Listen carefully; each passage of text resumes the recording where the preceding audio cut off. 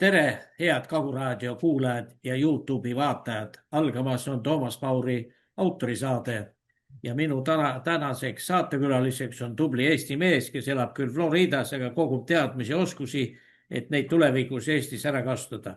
No tere, Maik Kalamus. Tervitus, aga jah, hetkel ma ei ole üldse Floridas, ma olen Washington DC-s. Washingtonis või? Jah, Washington DC-s. No mul on valed andmed, aga ei ole hullu midagi. Ja. Kõik sai õieti paika. Ja. No ma küsin su käest, Maik, miks sa ei toeta EKRE-t, keda siin paljud toetavad ja leiavad, et EKRE on nagu üks selline päästerõngas Eesti poliitikas? No sellel on pikad isiklikud põhjused, miks on. Ja minu ka küsitakse, et muidu oled see normaalne mees, aga näed, EKRE-t ei salli. Kusjuures EKRE nagu põhimõtted mulle täiesti meeldivad ja see oli ka põhjus, miks ma omal ajal EKRE-ga liitusin. Aga nendest põhimõtetest ainult ei ole kasu, kui neid täide ei viida. Ja kui vaadata seda, et EKRE-st on moodustunud selline nagu perekonna äri, kus on siis kõik perekonnaliikmed seal sees, nemad otsustavad, mis tehakse, kuidas tehakse ja samamoodi kõik nende suhtlused ja asjad ei lähe mulle korda, sellepärast et näha on, et tegu on sellise nišiparteiga, mis on siis, mis teeb koostööd, ütleme siin Eesti siis liberaalidega ja kõikide teistega, et see on selline, mulle tuleb meelde, nüüd eelmine nädal vist oli, see nädal oli Eestis suur põllumeeste streik, niinimetatud streik, ja kui seda vaadata, siis see tegu oli... Rohkem oli ta küll väljaastumine või selline enda näitamine? No tegelikkuses oli see, et see oli organiseeritud, see on teada, et see oli organiseeritud Reformierakonna poolt. See oli selline teater, mis on tegelikult inimeste mõnitamiseks ja kus siis toodi välja uhke tehnika ja mis oli nagu tehnikanäitus rohkem ja siis niinimetatud mängiti protesti iseenda vastu. No täpselt, vähemalt sellise mulje jättis, kui ma vaatasin täna hommiku üle siin, kõik suuremad ajalehed, isegi Äripäev kajastas seda, kõik kohata neid pilte täis, aga siis kui on mingisugune päris meeleavaldus, siis sellest ei ole mitte mingisugust juttu, mitte üheski lehes ega portaalis. Nii et on selge see, et see oli nüüd korraldatud ja saab öelda, et näed, me protestisime, aga tegelikkuses on Eesti põllumehed, paljud ei olegi enam põllumehed, paljud ei oskagi enam põldu harida. Nad elavad toetuste peal. Mul on endalgi tuttavaid, kes põhimõtteliselt on juba ära unustanud, kuidas põldu harida, vaid istuvad selle pealt, et iga sügise maha niita ja saada selle eest raha, lihtsalt, et mitte midagi kasvatada. Nii et see kõik on sarnane sellega, mida EKRE teeb, et tehakse, näidatakse, et nagu ollakse parempoolsed, nagu ollakse siis rahvuslased ja kõike seda juurde, aga teod on erinevad, et kui vaadata seda, kuidas perekond Helme käib usinalt seal Jeruusalemma juudi palvustel, ja kus on üle maailma siis kogutud igasuguseid neid niinimetatud kristlikke sioniste, ehk siis neid, kes toetavad suure Iisraeli plaane. Ma ei näe kuidagi, et see nüüd kuidagi seostuks nagu Eesti rahvuslusega. Ja kui vaadata nii Mardi kui Martini tausta, siis on selge, et eestlusega seal pole midagi teha ja siis on ka muidugi aru saada, miks neid sinna juudi palvustele kutsutakse. Nii et see kõik on nii läbinähtav ja kui praegultki siis nad kirjutasid alla koos liberaalidega, see vist 31 Riigikogu saadikut, kes kirjutasid alla, et nad toetavad Iisraeli sõda siis Iraani vastu. Enam absurdsemaks olukord minna ei saa. Miks peaks Eesti üldse toetama või miks peaks keegi toetama sõda kuskil Lähis-Idas, mis meisse üldse tegelikult ei puutu. Me peaksime kõige oma koduasjadega tegelema, mitte tegelema siis niisuguse näitlemisega. Et neid asju on veel ja eriti kui vaadata seda, kui vaadata Facebooki, kui vaadata seda, kuidas inimesi tühistatakse kuidas neid sildistatakse. No see on ju täpselt nagu liberaalide teema. See meie konservatiivsed inimesed ei tohiks teist sildistada, me ei tohiks teist alandada, mõnitada. Ja eriti kui nad räägivad, et nad kristlased on, noh, kuidas siis see nagu piibliga kokku läheb, kui sa lihtsalt julmalt jama ajad. Noh, selline on ja eriti keerutamine, vassimine, noh, ma ei leia, et need on kristlikud väärtused, mida peaks edasi viima. Mina olen 100% kindel, et tegu on siis kontrollitud opositsiooniga. Eriti tekitab mulle küsimusi see, kui minu isiku suhtes tundis kapo huvi, miks siis näiteks ei tunta huvi EKRE rahaasjade vastu. Sest et endised EKRE juhatuse liikmed on andnud mõista, et sealt pandi kõvasti raha pihta, mis olid just riigi toetused, maksumaksja raha, mis läks kõrvale, mis läksid sinna riiulifirmadesse. Kuidas ma saaksin seda siis toetada ja miks siis kapo ei uuri seda? See on ainuke variant on see, et nad on kontrollitud opositsioon, nad lihtsalt teevad teatrit, lubavad, aga kui reaalselt nagu tegemiseks läheb, siis ei juhtu midagi. 15 aastat on nad olnud tegutsemises. Selle ajaga pole nad suutnud midagi korda saata. Ma arvan, et aeg oleks siis laiali minna. Aga see on muidugi nende endi asi ja kui vaadata seda, kuidas nad siin alustasid oma need reklaamikampaaniaid, asju, see on jällegi täpselt kõik ühte samasse auku. Ja on selge nii kaua, kui meil on e-valimised, ei ole mõtet üldse hääletada.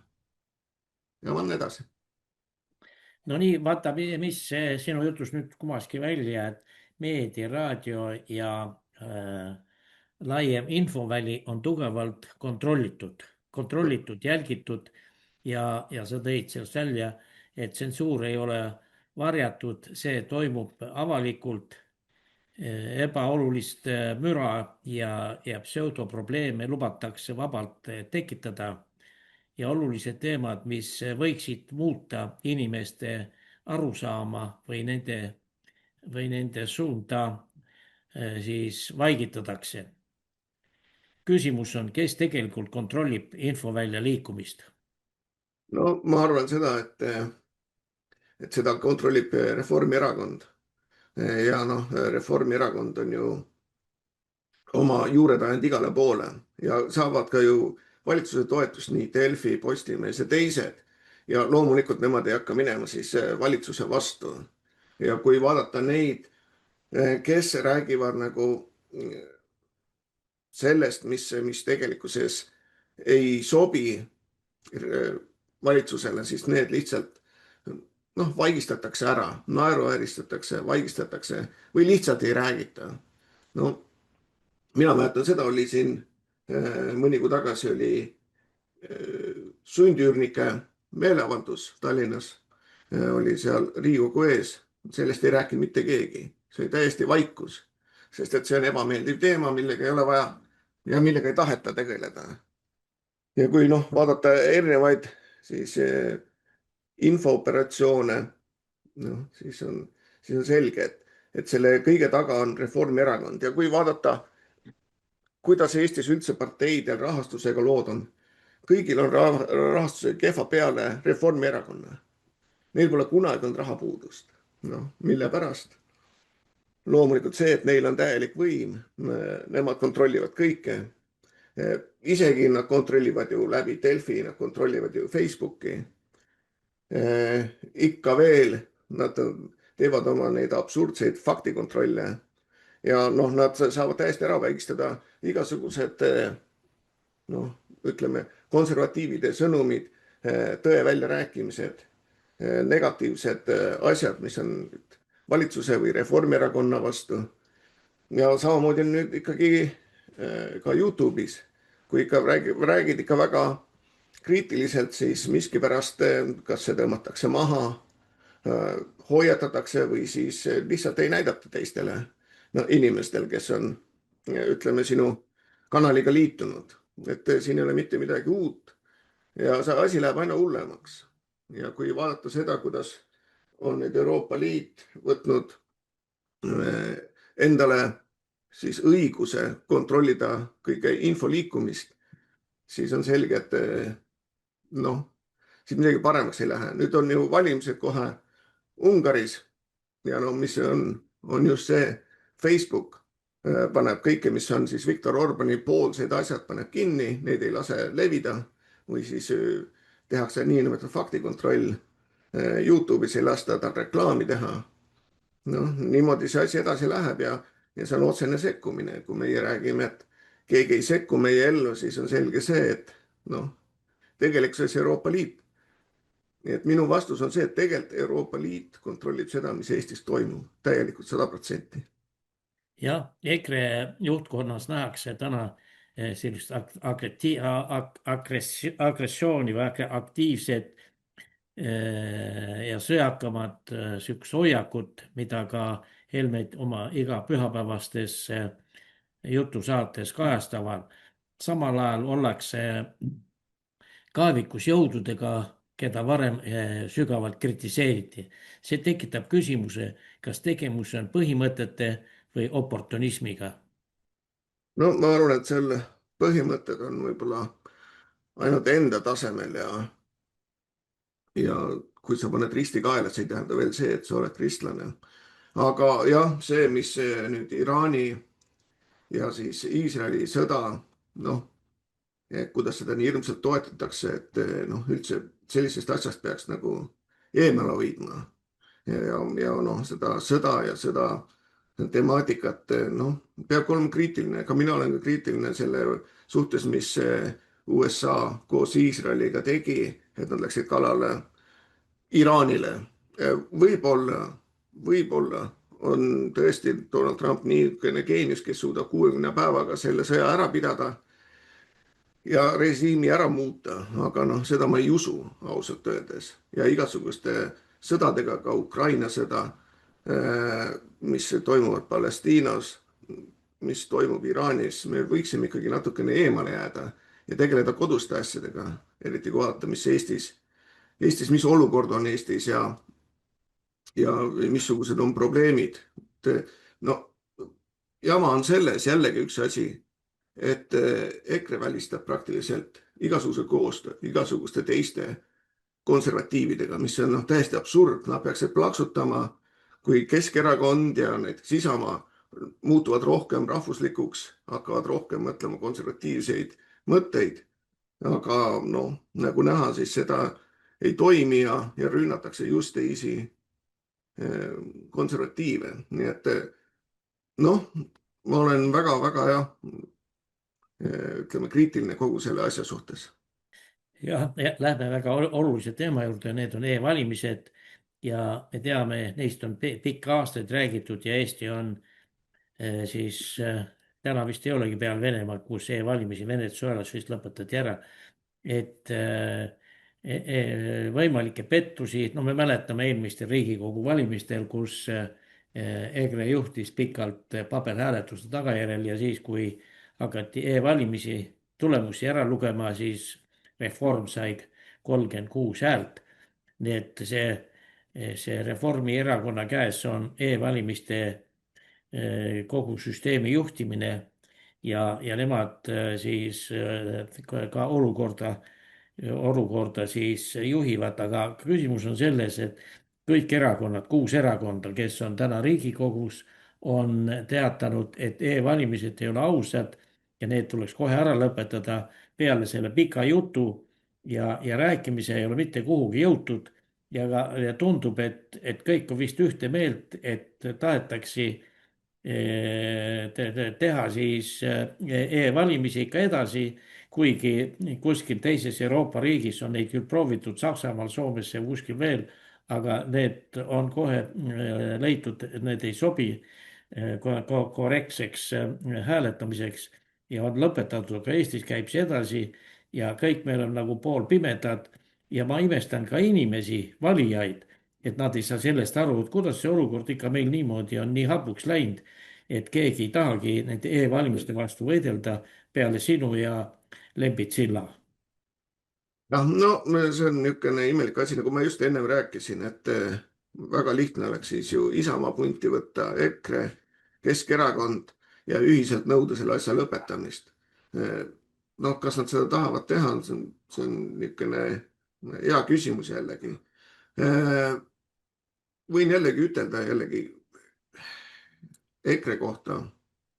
Martin Helme on praegult Ungaris, Budapestis ja arvatavasti ta ikka saab seal ka siis lava peal rääkida Eesti probleemidest ja ma tahaks näha ja loota, et ta räägib just e-valimistest, mis on Eestis kõige suurem probleem. Kui ta räägib mingitest muudest asjadest, siis on selge see, et EKRE ei taha e-valimistest kuidagi rääkida, sest et mina olen käinud nii Poola-Ungari televisioonis, ka Slovakkia televisioonis ja rääkinud e-valimistest, olen käinud konverentsidel nii Poolas, Ungaris rääkimas nendest valimistest, jaganud seda infot siin USA-s nii palju kui võimalik. Aga ma tahaks näha, kas nad siis ka reaalselt midagi tegutsema hakkavad, kas nad hakkavad väljaspool Eestit rääkima, mis Eestis toimub. Kui ei, siis on selge jällegi see, et nad on kellegi poolt siis ära kontrollitud ja jällegi läheb edasi. Noh, selles mõttes tuleb ka aru saada, et ju niivõrd tore on istuda Riigikogus ja saada head palka. Paljud neist ei käi üldse kohalgi ja noh, Eesti mõistes siis iga kuu tuleb korralik summa arvele. Pluss veel igasugused soodustused, igasugused veel riigi maksumaksja rahade andmised erakondadele. Kõik see juurde on nii mugavaks teinud nad. Ja siit on ka üks probleem üldse, mis on ka näiteks USA-s probleem, on need samad näod, on kogu aeg seal Riigikogus või kongressis.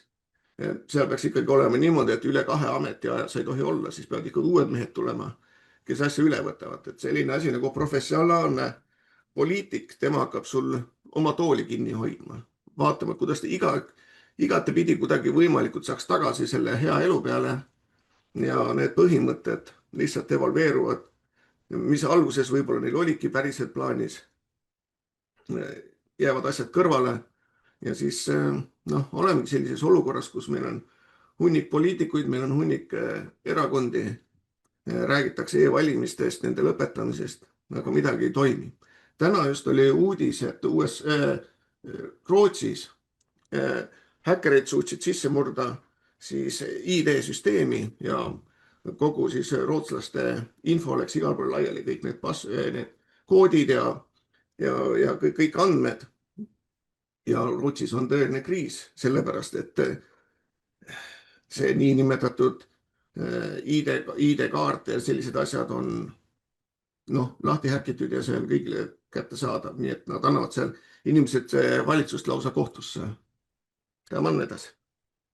No ma ise mõtlen, kui selle teema lahenduses me oleme sinuga ka rääkinud, et kui Martin Helme oli justiitsminister Jüri Ratta valitsuses 2015 ja edasi, et ta oleks võinud ühe päeva jooksul kutsunud valimiskomisjoni esimehe enda juurde ja öelnud, homsest on e-valimised lõpetatud. Ta mängis seal muud kloonaadi, aga seda teemat ei lahendanud, et miks ta seda ei teinud, oskad sa arvata, mis oli tema mõte? Martin Helme oli rahandusminister ja Mart Helme oli siis siseminister. Mart Helme, vabandust. Ja. No, miks ta seda ei teinud, kui oli 1,5 aastat aega teha? Seda võib ainult tema vastata. No. Aga kui me vaatame siin teisi asju juurde, kuidas Mart Helme ikkagi ajas peale seda vaktsineerimise asja ja teine suur prohmakas, millele ma siiamaani pole vastuseid saanud, on see, et Mart Helme oli siis siseminister, kui Aivar Rehe ära tapeti või siis ise suri ära või mis iganes see ametlik versioon on. Et nüüd kujuta ette, kui niisuguses väikses hoovis on sul mitukümmend inimest, kes otsivad siis Aivar Rehet ja 4 päeva hiljem alles leiavad põõsa alt. Nii et on selge see, et seal oli tegu välisluurega, välismõjudega, kes täpselt, sest et oli selge see, et Aivar Rehe pesi seal palju raha nii venelastele kui teistele. Aga minu küsimus on see, et mis seal tegelikult täpselt juhtus, Mart Helme ei ole mitte kunagi sellest rääkinud. Ja tahaks nagu väga teada, et kuidas on see asi võimalik ja mis seal siis ja kes seal taga olid. ja noh, tegeleti ju teisejärguliste asjadega, tegeleti ju mehe-naise vahelise siis abielu nagu kinnistamisega, noh, mis tegelikult on ju võrreldes e-valimistega täiesti teisejärguline asi. Et oleks e-valimised ära lõpetatud, oleks täna, ma usun, EKRE oleks võimul olnud. Aga noh, kuna seda allkirja oli neil nii raske panna alla, siis on selge see, et noh, 15 aastat mitte midagi tegemist ja mitte midagi ette näitamist. Ma arvan, et sellest on nagu juba küll öeldud, et meil on vaja mingisugust uut liikumist. Nii nagu Rahvarinne omal ajal oli, et nendega, kes praegult on ja kes seal pikalt on, nendega ei ole mitte midagi peale hakata. no ütleme niimoodi, et ma vabandan, et ma eksisin Helmede ameti siis kohtade puhul, et aitäh, sa parandasid ära. aga võimalus oli päevapealt ära lõpetada, seda ei kasuta ja pärast hakatakse uuesti rääkima, et e-valimised tuleb kohe ära kaotada. No mis sa kisad, kui sul oli see võimalus siis ära teha. aga no nüüd räägime seda, et mis toimub siis Iraanis ja miks pidi Trump seda tegema, kuigi ta teadis, et Iraan on demokraatlik riik, meie Eestis ainult ei tea.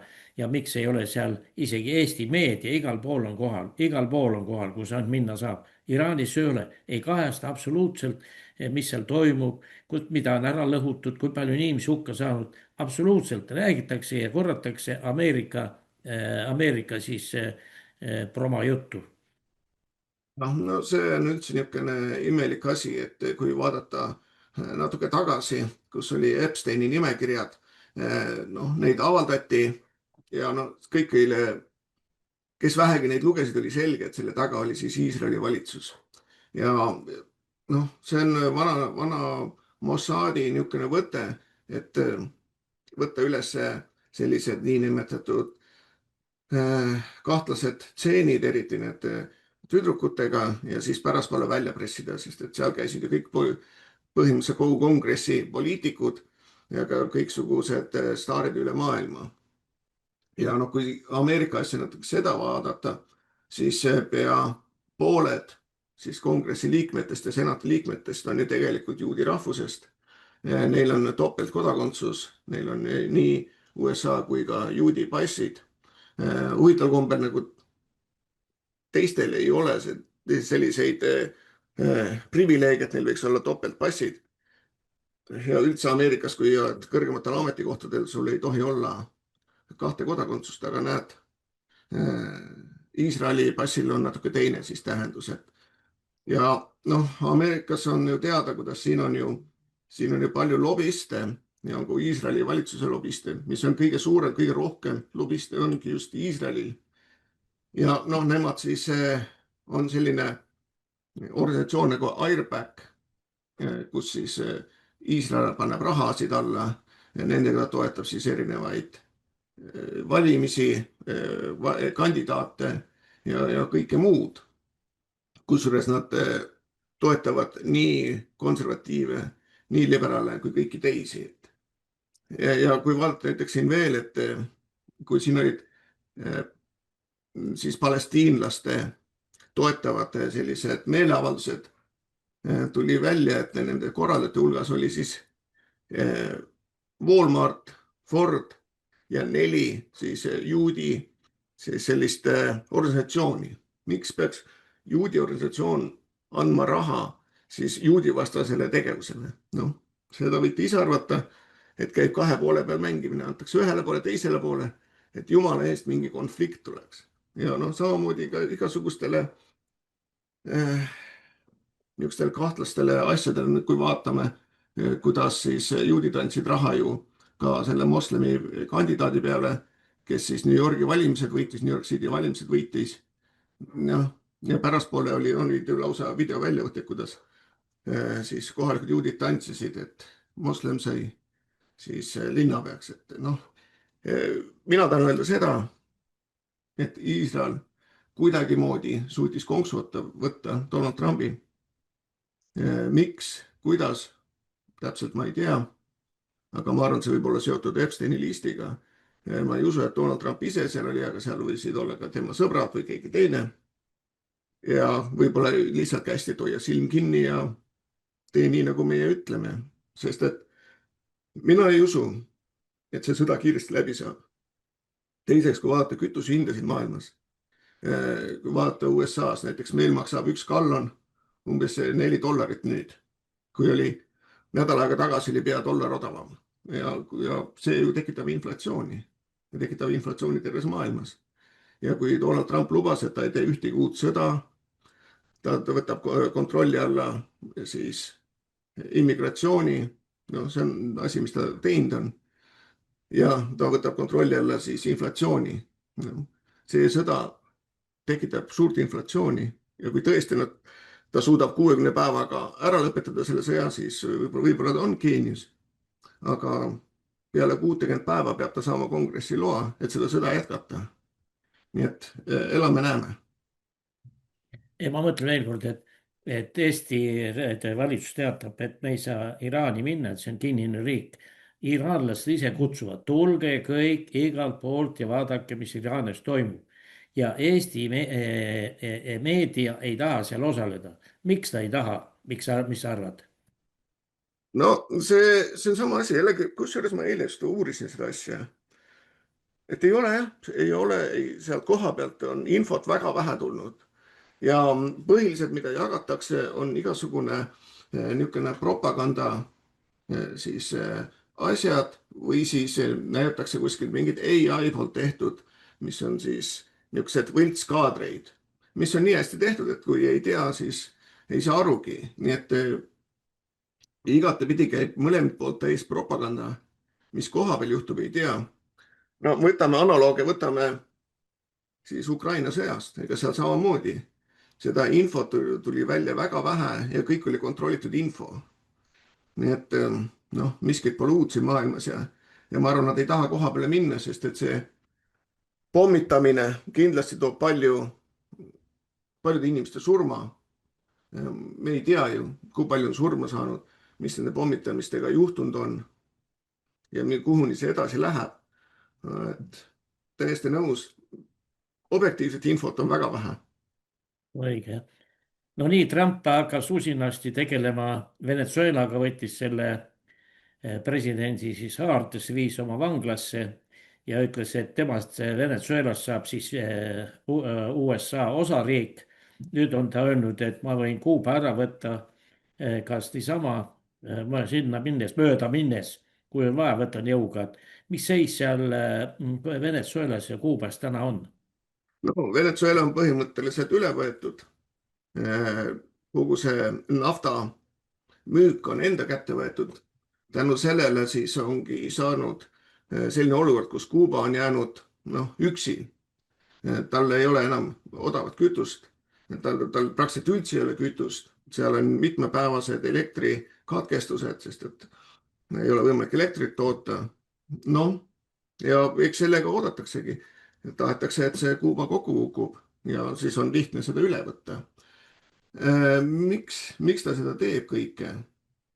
Et see on hea küsimus. Mul oli kohtumine paar päeva tagasi ühe USA siis kongressi kandidaadiga, kes rääkis seda, et USA-l oligi plaan võtta siis kiiresti Venezuela enda alla ja ka Kuuba, et kontrollida kogu seda regiooni. Nii et mine võta kinni, võib-olla tõesti oli juba ette planeeritud, sest kui vaatame seda, et siin kaitseministeerium nimetati ümber sõjaministeeriumiks ja siis mõni nädal hiljem juba siis mindi ja võeti Maduro vahele. Maduroga veel selline huvitav asi, et ta juba annab siin tunnistusi, kellele siis Venezuela riik raha on andnud. Ja selles nimekirjas on kümneid ja kümneid siis tuntud poliitikuid, kongressmänne, kes on saanud miljoneid dollareid Venezuelalt. Ja just mille jaoks loomulikult, et Venezuela Maduro agendat ajada siin Ameerika maal. Need on nüüd välja tulnud, jah? Ja, need on välja tulnud. Aga kas sa arvad, et Kuuba, mingi Vene eskaader, naftaeskaader läks sinna, kui palju see nüüd suudab seda Kuubat päästa, aga mis lõppkokkuvõttes selle Kuubaga võib siis juhtuda, et Trump võtabki palja käega ära või? no kui vaadata, kuidas ta ära võttis Venezuela, siis Kuuba on palju lihtsam ära võtta. Ja no Venemaa on ju selles mõttes probleemi ees, et tal on ju sõda pidada Ukrainas. No, ta ei jõua mitut fronti lahti hoida ja vaevalt, et ta läheks USA vastu. Kui vaatan seda, mis nüüd Iraani sõjaga toimus ju siis nafta kallinemine. Kes sellest võidab? Kõige rohkem võidab Venemaa tegelikult, sest et tema saab nüüd ka rohkem raha.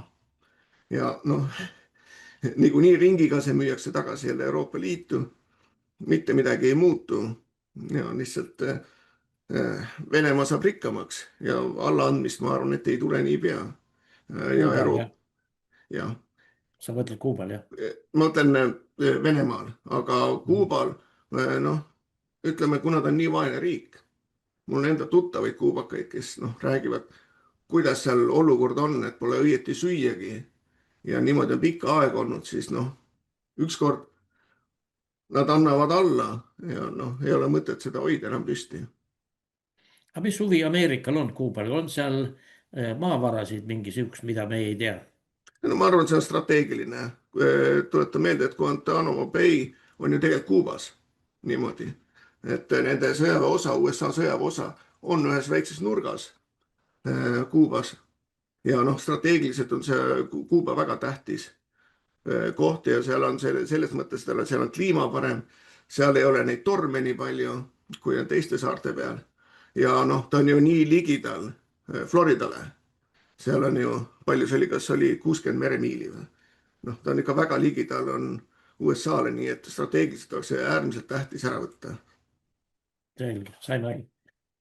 No suure hurraaga läks Trump Gröönimaad võtma, praegust on seisma jäänud. Taani viis sinna oma väed ka, et mis seis seal nüüd on ja mis tast üldse võib välja kujuneda? Ma arvan, et kui vaatame seda Gröönimaa jutt tuleb iga poole aasta tagant jälle uuesti välja, siis poole aasta pärast näeme, mis seal toimuma hakkab, on selge see, et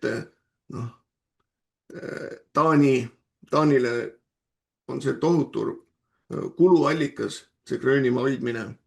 Veel vähem oleks võimalik seda sõdida USA vastu. Nagu me teame, neil on ju diilid tehtud Hiinaga. Hiina on sinna ehitanud juba kaevandusi. Nii et elame-näeme, mis see toimuma hakkab ja kaugu see läheb, aga ma arvan, et üks hetk lihtsalt USA ostab ära mingisuguse raha eest Gröönimaa, nii et Taanimaa on ikkagi pisikene riik, pisiriik. Me teeme siin väikese muusikalise pausi, küsijana Toomas Paur ja minu vestluskaaslane, tubli Eestimaa mees on küll hetkel Washingtonis ja Maik Kalamus.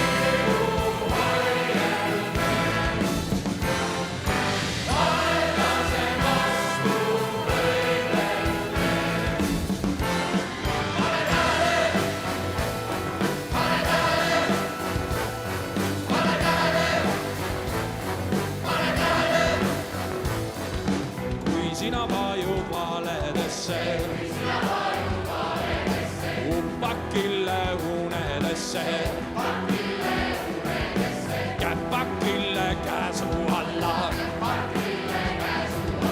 rõõtsakille ruubla alla.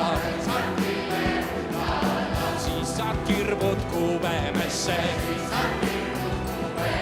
sügelised südamesse. Vaiksed pähe kontid kõhtu, vaat siis sa lähed võrgusse. Siis sa lähed võrgusse. Sama elu harjelde, kaelase vastu võidelda.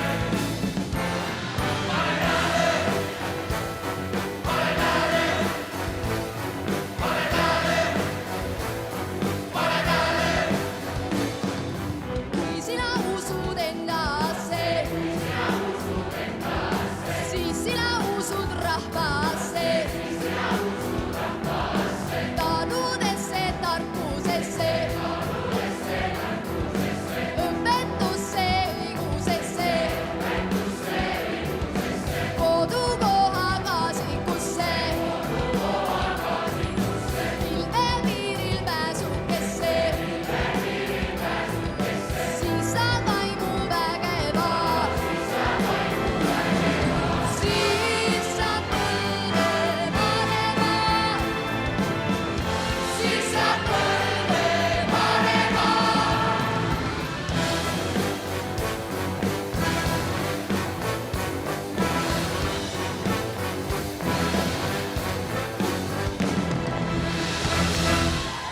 Me jätkame saadet küsijana Toomas Paur ja minu vestluskaaslane Maik Kalamus. No Eesti on siis tõeline süvariik või? Et on see juba nagu vaikselt paika loikunud või? No ma arvan, see on juba pikemat aega paika lokkunud, et noh, kui vaatame siin viimane 30 aastat, mis Eestis toimunud on, noh, areng oli, noh, ütleme kuni 2007. aastani majanduse areng. Peale seda on allapoole kõik asjad läinud. Ja noh, jällegi e-valimistest ei saa mööda kuidagi, sest et see on see, mis kindlustas võimu nii perekond Kallasele kui Reformile. Ja see oli siis aastast 2005 alates, nii et noh, 21 aastat on nad võimul olnud tänu sellele ja sellega nad on suutnud siis kogu aparaadi enda alla panna. No, võtame siin presidendid ega presidenti inimesed ei vali. Valivad ikkagi, noh, põhimõtteliselt valitsus valib, kes on president. Edasi president ju valib siis kohtunikud ja samamoodi politseisse igale poole ametikohtadele on pandud ju kõik omad inimesed, niinimetatud omad inimesed, kes on lojaalsed, kes teevad täpselt nii, nagu vaja on. Ja noh, tavainimesele jääb ainult illusioon, et neil on midagi võimalik muuta, midagi teha.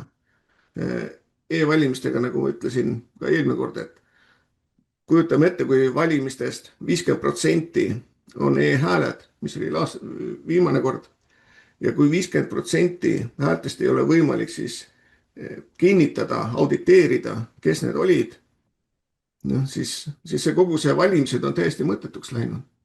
Ei ole mõtet üldse valida, sest et sina võid minna küll valimisjaoskonda, panda siis sedeli sisse, aga kui vastav algoritm vaatab, et see liiga palju on näiteks keegi saanud hääli, noh, siis lihtsalt kas võtab maha või paneb rohkem e-hääli teistele. No vaatame ise, kuidas siin perekond Kallased on saanud ju ulmehääli, Kaja Kallas sai ju, minust oli 25 000 häält ja suuremus oli kõik olid e-hääled. Igasugused sotsid, igasugused E200, see kõik ju e-hääled. Noh, ja paberhääli oli imevähe neil. Ja suurem osa veel olid sellised, keda polnud elus kuulnudki. Mitte ühtegi nime ei teadnud nendest. Ja ka ikkagi said tuhandeid ja tuhandeid e-hääli. Need kogu see asi, noh, kui midagi konkreetselt ei juhtu, siis Eesti läheb veel rohkem põhja. Ja noh, siin ei ole mitte midagi päästa, kui ei võeta nüüd kokku 3 parteid, Isamaa, EKRE ja Keskerakond ja põhimõtteliselt võtaks sellise positsiooni, et noh, valimisi ei ole võimalik pidada niimoodi. Sellise avalduse nad võiksid teha ka välismaale, ütelda, et näete, et meil on siin selline pettus ja noh, me ei saa tegeleda. Aga kuna kõik tahavad olla kuskil noh, sooja koha peal, siis ma ei tea, kas see saab tõeks. ja ma mõtlengi, et sina oled nii palju vaeva näinud ja käinud esinemas e-häälte pärast ja viinud isegi kirja USA saatkonda e-valimiste likvideerimiseks Eesti Vabariigis.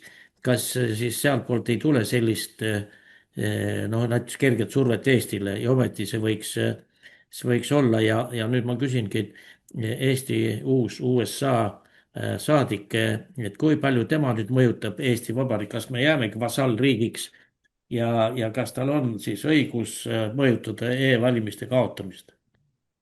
Kindlasti on võimalik, et ma alustan sellest, et siin oli ka üks küsimus mulle saadetud, kus küsiti, et MTÜ Konservatiivne Eesti et lubas ära lõpetada e-valimised, aga ja korjas raha ja põhimõtteliselt, et kus see raha on ja mis sellega tehtud on. No meil on veebilehe peal ka olemas, mida me teinud oleme ja kuidas me seda asja arendanud oleme. Praktiliselt suurem osa raha läks advokaatide peale. Me viisime selle asja kuni Euroopa kohtuni, nii nagu ei lubatud. Aga peale pool aastat siis mõtlemist Euroopa kohus andis siis vastuseks, et nad ei näe probleemi. Ja noh, tegelikult on see tõesti absurd, sest et nemad väitavad, et ei ole kannatajat. Kannatajaks on ju e-valimiste suhtes terve Eesti rahvas. Aga noh, niimoodi ta on. Aga vähemalt me nägime ära, kuidas see süsteem toimib, kuidas kõik on üksteisega seotud, kuidas käib ahelkäendus. Ütleme niimoodi, neid tehnilisi asju üldse keegi ei võtnud vaevaks lugedagi, noh, mis oli välja toodud. Tuletan meelde, et need allkirjad, digiallkirjad olid ju kõik tegelikult kehtetud allkirjad, mis oli antud 2023 Riigikogu valimistel. Nii et noh, sellega sai selgeks see, et siin Eesti poole pealt, noh, ega keegi ei tahagi ja ega keegi ei tahtnud minuga ka koostööd teha. Aga me ajame asja edasi.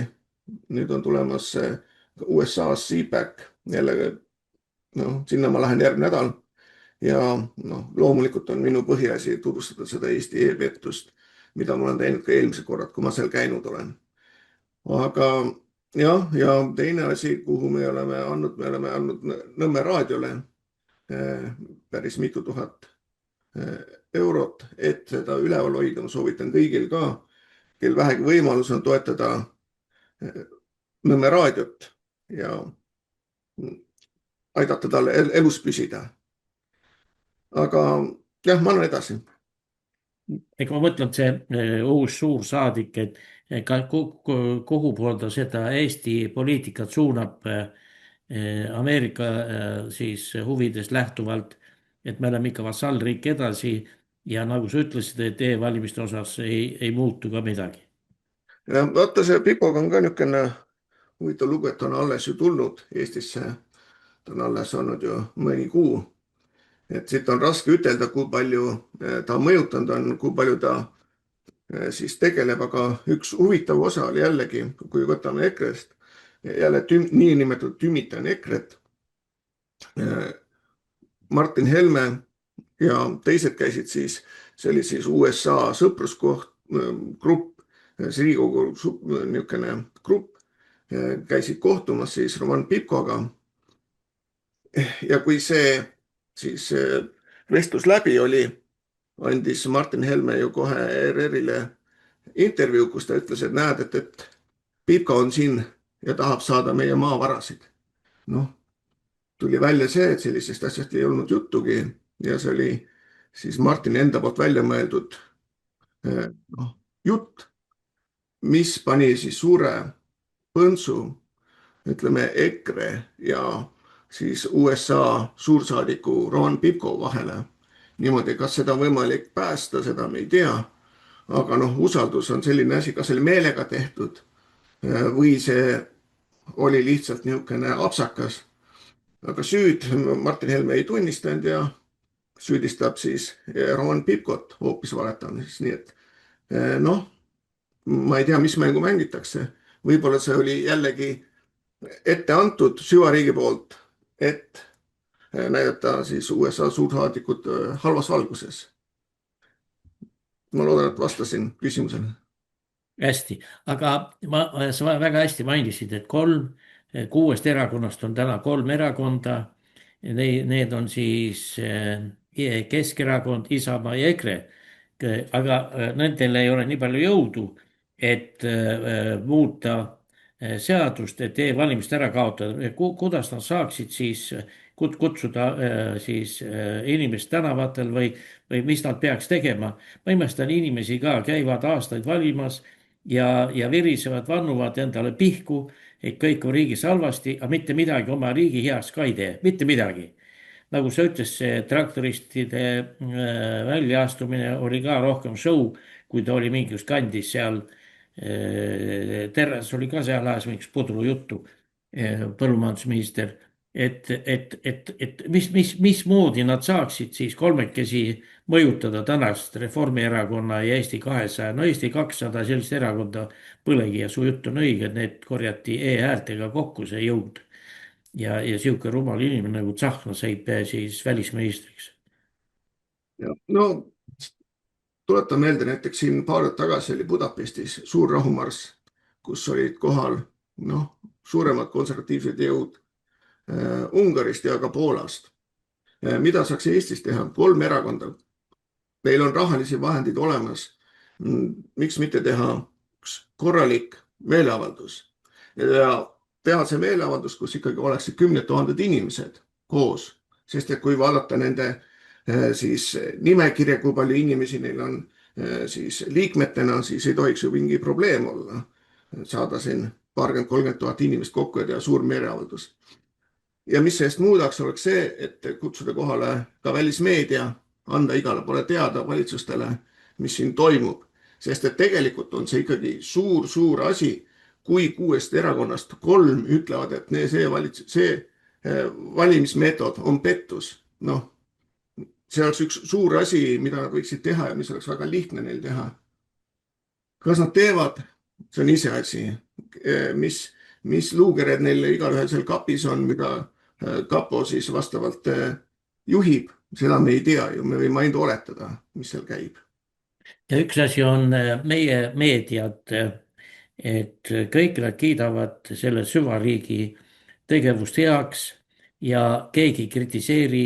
Ma saan aru, et kõik tahavad palka saada, need ajakirjanikud, aga nõukogude ajal olid meil väga julgeid inimesi, kes astusid välja kas või see fosforiidi kaevandamise lugu ja inimesed tulid välja, kui oli eestvedaja. Ma arvan, et täna tuleks ka, aga täna meil on eestvedajaid. EKRE võiks seda vabalt teha ja Keskerakond, kes koos Isamaaga on täna kõige populaarsemad erakonnad.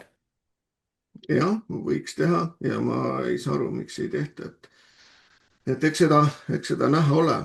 Aga ma arvan, et mis on jällegi meedias Eestis on see, et tegelikult meedia valib, keda nad siis promovad. Võtame kas või mingisugune, kes need Eestis need suured on, need mällukad ja kes imeinimesed on, neid pannakse igal pool esilehtedele. Aga ütleme, võtame kas või Vambala Kolbakovi, kes võiks olla vabalt, ütleme üks selline, üks eksperte, kelle käest nõu küsida, siis seda ei tehta. Ehk valitakse vastavalt need, keda saab kuidagi mõjutada, keda saab kuidagi paigal hoida ja kardetakse just seda, et Eestis tekib keegi niisugune karismaatiline liider, kelle taha siis rahvas koondub. Seda kardetakse paniliselt ja sellepärast ongi, tehakse need igasuguseid infooperatsioone, sellepärast sillistatakse inimesi, ähvardatakse. Mina olen küll niisugune pisikene tegija, aga mul on tulnud päris palju igasuguseid selliseid sõnumeid, et kui siin näen kuskil, siis löön sulle kaikaga pähe või siis ära käi pimedas ringi või selliseid absurde, aga see on kõik selline mõjutus, millega siis üritatakse inimesi panna kartma ja noh, ongi ka paljud inimesed kardavad seda, ka ajakirjanikud on nii kartlikud, et nad ei julgegi nagu tõsistest asjadest enam rääkidagi. Räägitakse pool niisugustest probleemidest ja siis see asi jällegi mandub maha, et noh, kui vaadata näiteks, kui saata oma artikleid nii Delfisse, Postimehesse, siis kui palju neid avaldatakse, väga vähe. Aga noh, näiteks Rainer Saksa ja igasugused Juku-Kalle Raide, neid on kogu aeg seal. Nii et noh, see on meelega tehtud ja kahjuks see süsteem toimib niimoodi ja inimesed on ära hirmutatud. ei, sa just enne puudutasid, et kui Trump tahtis saada siin Nobeli preemiaid ja ütles kõik ühtegi sõda enam ei alustada ja peab läbirääkimisi ja alustati aktiivselt ka Ukraina ja Vene rindel siis sõja lõpetamist, et sel aastal tuleb see ära lõpetada, noh, selle eelmine aasta juba ei ole lõpetatud, et ja pluss see, et meie ajakirjandus ei kajasta neid, kus toimuvad lahingud, mis seal juhtus, mis seal sai, et kas see süvariik ja ka siis Trumpi, nagu sa ütlesid, on juutide ora otsa löödud, et ta peab eelmisel päeval Iraaniga läbirääkimisi, ütles, et läbirääkimised olid väga edukalt ja need lähevad edasi ja järgmisel päeval paneb pommid lendama. Muidugi juudid alustasid, aga Trump ei ole suutnud tõesti oma sõna pidada ja et Biden alustas, mina ei oleks elus seda sõda alustanud.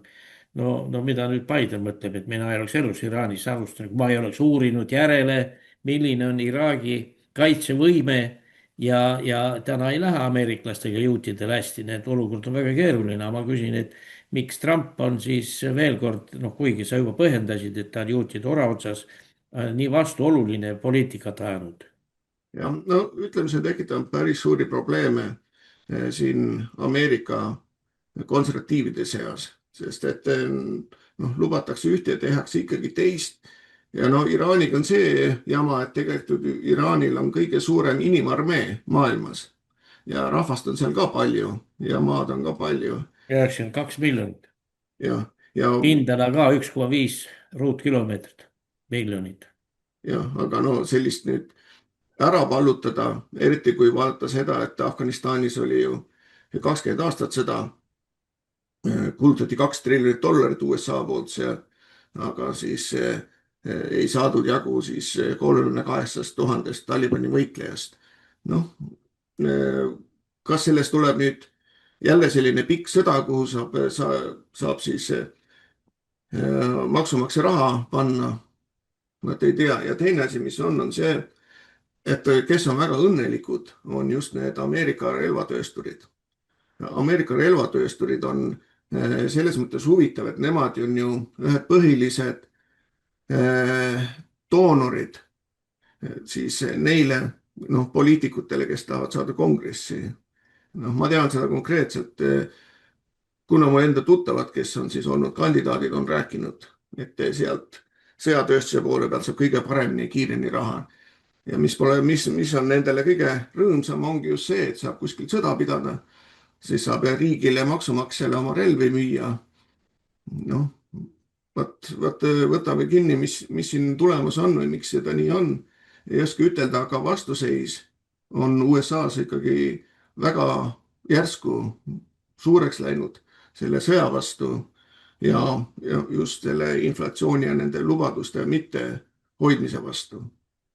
Aga kui suur oht on Trumpil novembris kaotada demokraatidele, et ta on siin eksinud, et ta ei ole luba küsinud kongressilt sõja alustamiseks, tegi seda Netanyahu siis survel ja nüüd on mõlemad sattunud väga keerulisse olukorda, aga ma arvan, et kõige, kuidas Netanyahu tuleb seda, ma ei tea, aga Trumpil on väga kurvad seisud novembrikuusti vaadates. Absoluutselt nõus, et on vahevalimised tulemas ja sa ei saa võita valimisi sellega, kui sa siis ei täida oma neid lubadusi. Ja kui see kongress läheb siis demokraatide kontrolli alla no siis on selge see, et 2 järgmist aastat ega Donald Trump ei saa midagi teha, sest et noh, seadused peavad käima läbi kongressi ja praegult on noh, niikuinii on see noh, võim on nii imeõhukene kongressis, nii alamkojas kui ülemkojas, siis noh, ei ole on väga suur variant, et demokraadid võivad tulla tagasi võimule.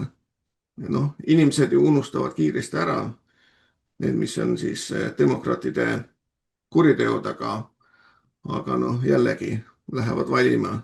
Ja kui Donald Trump, kui see kütusihind veel rohkem üles läheb ja novembriks noh, veel suurem inflatsioon tuleb, sõda jääb venima, noh, see on väga-väga halb.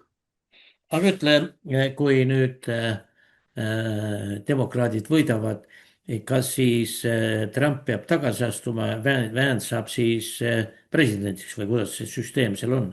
Ei, ta ei pea tagasi astuma, lihtsalt ta ei saa oma seaduseid läbi suruda kongressis, noh, mis panebki ta sellisesse olukorda, kus ta ei saagi mitte midagi teha. Et eelmine kord, kui Donald Trump võimul oli, see oli aasta 2016, siis samamoodi nad kaotasid ju vahevalimised, võim läks kongressis üle demokraatidele ja põhimõtteliselt siis Donald Trump 2 aastat ei saanud praktiliselt mitte midagi teha, noh, niisugust sisulist, et praegult on tal aeg olnud, novembril on tal veel aega ja vaat seda ei tea, aga ma arvan, see on päris tõenäoline, kui see jama niimoodi edasi kestab, et demokraatid saavad võimule, globalistid ja siis jälle läheb see immigratsiooni asi lahti, jälle piirid avatakse ja noh, maksud lähevad ülesse. Ütleme, et sa elad Ameerikas, kas sa tunned seda sõja mõju ka täna, no hea küll, küte on kallis, kas toiduained või midagi muud on ka läinud kallimaks tänu selle sõjategevusele Iraanis? No praegult ei ole tunda olnud, see tegelikult on siin kütuse hind tõusnud alles noh, paar päeva tagasi. Tegelikult eile ma panin tähele, et kütus on kallimaks läinud, aga noh, ütleme selle nädala jooksul ei olnud veel tõusnud, noh, eile oli tõusnud juba ja aga muidugi noh, ameeriklastel, kellel suured autod on, autod võtavad palju kütust, noh, see on suur pauk ja seda pikalt ei saa sihukest asja lubada. Muidugi USA on ju üks maailma kõige suuremaid naftatootjaid, nii et noh, siin mõjub see asi vähem. Et see ei ole nii nagu Eestis on, et kui maailmaturul läheb see kütus natuke kallimaks, siis kohe tanklad tõstavad hindasid. Noh, ju sees neil on need tünnid nii tühjad, et kogu aeg nad ainult ootavad, et uus laadung peale tuleks ja ostavad siis imekalli hinnaga sisse või siis lihtsalt tõstavad suvaliselt hindu. Mis sa, palju juttu muidu, Trump andis täna korralduse, et kui 48 tunni jooksul ei ole Hormuzi väin vabaks lastud, siis pommitatakse Iraani kogu elektrisüsteem segamini, et mis sa sellest arvad? No, Donald Trump, ta on vana ähvardaja ja oskab seal mängida neid mänge. No selle väinaga on muidugi omad lood seal, et ja kui arvata seda, et nüüd minna elektrijaamade kallale, no kui sa tahad teha režiimi muutust, siis ei saa ju kõike maha lõhkuda. Ma saan aru, kui rünnatakse sõjaväeobjekte, aga kui rünnatakse tsiviilobjekte, eriti elektriasju, siis kes seda hakkab uuesti üles ehitama? Kui kalliks see läheb, see elektrisüsteemi uuesti üles ehitamine? Sest et noh, nende plaan oli ju tagasi panna võimule endine kuningas, kes siis maha võeti omal ajal. Jah, et no see oli plaan, aga mida ta sinna valitsema läheb, kui on kõik puruks pommitatud. Nii et noh, minule see nagu igatepidi niisuguse tekitab küsimärke ja ma arvan, et see kogu see Iraani asi on tegelikult liiga suur tükk hammustada USA-l. Võib-olla oli seal niimoodi, võib-olla siis Iraan andis siis selliseid luureandmeid USA-le, võib-olla olid need niisuguse kallutatud ja mõjutatud, et tunduks, et niivõrd lihtne on seda režiimi muuta, nii kerge on seda sõda võita. Mina seda ei usu isiklikult. Ja noh, selliste ähvarduse tegemine, ega see midagi paremaks ei tee. Ma eeldan, et juba varsti tuleb nii Euroopas kui USA-s niisugused terrorirünnakud, kus saavad ka ikkagi palju tsiviilinimesi surma. Noh, niimoodi nad peavad seda. Nojah, esialgu plaan oli need Netanyahuga kahekesi, et 4 päeva ja siis tuleb rahvas tänavale. Aga noh, mul on ka tuttavad, kes on Iraanis elanud, ütles, et jah, ega kõik ei toeta neid moslemeid. Aga kui tullakse riigile kallale, territooriumile, siis ei lähe keegi reetma. Aga ma küsin nüüd viimase küsimusena sinu käest, et no sa küll korra mainisid, et kui 60 päeva jooksul oli nii vist või, Jah, ei suuda sõda ära lõpetada, et siis ta peab kongress luba küsima, aga siin Trump eile ütles, et ta tõmbab pommitamised järele ja ei hakka ennast nii vaevama, aga rahu ka Iraaniga ei sõlmi. Mis see siis lõpuks on? no siis ongi selline nagu Afganistanis niisugune pikk sõda, sest arvestada sellega, et ümber Iraani on USA-l umbes 23 sõjaväebaasi ümberringi. Noh, loomulikult siis käib väike madin ja käib kogu aeg edasi, tuleb maksumaksja raha sinna saata. Noh, ja rahu ei tule kuskile. Kellele see kasulik on? See on nagu minu jaoks kõige suurem küsimus, mis kasu sellest üldse on ja mis kasu on sellest Euroopale, USA-le sellest sõjast. No, mina ei oska sellele vastata, mis kasu sellest on. Võib-olla tõesti need õlifirmad, kes sealt välja visati riigipöörde käigus, tahavad tagasi tulla ja siis selle peale käib mäng. Noh, nii nagu Venezuelas, ega need õlioligarhid on kõik tagasi seal. Aga veel viimane küsimus, et Euroopa Liit on pannud käed tasku ja vaatab seda kõike ükskõikselt pealt, mis selle on tinginud hirm Iraani ees, et Iraan võib hakata pommitama nende siis naftaladusid või mis hirm see on, et nad ei ole tahtnud ja Trump nimetas neid argpüksideks. No asi on selles, et näiteks Inglismaal ja Prantsusmaal on ikkagi meeletult suured kogukonnad moslemitel ja üldiselt on nad sellised radikaalsed moslemid ja lihtsalt valitsus kardab, näiteks on ju Inglismaal vastu võetud seadus, et igasugune moslemi vastane jutt on kuritegu, nii ka näiteks Facebookis või kuskil kus iganes sa ütled seda. Nii see asi läheb ja nad ongi argpüksid ja Euroopa Liit on ju majanduslikus väga raskes seisus ja see asi läheb ainult hullemaks ju praegusel hetkel. Ja sama see kallis kütus paneb veel suurema inflatsiooni Euroopas käima. Sõnavabadus on niigi ära kaotatud. Ega neil õiget sõjaväge ei ole.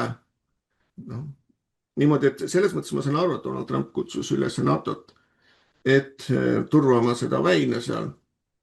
Ja muidugi Eesti läheb sinna kohe esimesena ja miine tõrjama, mis oli ka siin muidugi USA-s oli uudistest täitsa olemas. Aga see uudis oli ka olemas või? Tõesti oli, see oli ja Eesti läheb? Jah, see oli Foxis oli kohe niisugune peauudis oli, et Eesti oli esimene, kes oli nõus kohe appi minema. Nii et Eesti selles mõttes sai kuulsaks koheselt. Aga kas nad on ka läbi mõtelnud, et me peame olema siis igas sõjas? Ma arvan, et me peaksime ikkagi mõtlema rohkem oma iseseisvuse peale, oma tegude peale ja oma majanduse peale, mitte käima mööda maailma sõdades ja hirmutada ka siis ütleme ka eestlasi kogu aeg selle sõjahirmuga, kõige sellega, et elu lähebki halvemaks, et kuna me oleme sõjas, kas Eesti on sõjas, ei ole sõjas, aga on vaja torkida igal pool, nii et Eestis võiks olla rohkem niisugust diplomaatilist mõtlemist. Aitäh sulle, hea Maik Kalamus ja soovime, et kõik need, mis sa siin arvasid, mõtted läheksid ka kuskil realiseerusid, aga kõigepealt ma tänan sind veel kord hea ja sisuka jutu eest, aitäh. Aga tänud. Ja suured tänud teile, head raadiokuulajad ja YouTube'i vaatajad, see oli Toomas Pauri autorisaade.